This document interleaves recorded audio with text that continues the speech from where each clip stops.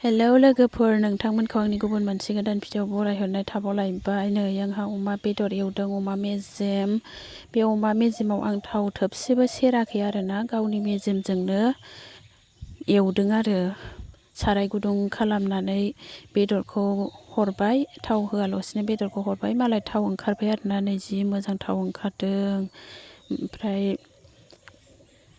फ्राय एवनोसै आरोना मोजांनो, गोथावनो जि गोथाव जाखागोन। नै सामब्राम गोजा हरबाय आं। बांद्राय बेदरा मेजेमबाथाय आङो थाव सेरालासिनो एवो आरोना, बिराद मेजेमजोंनो थाव ओंखारो गावनो।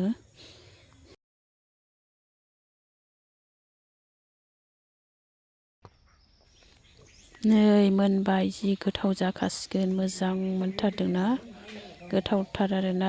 सोर सोर गोथाव मोनो लोगोफोर अमा बेदरखौ कमेन्टआव खिथाहर दे।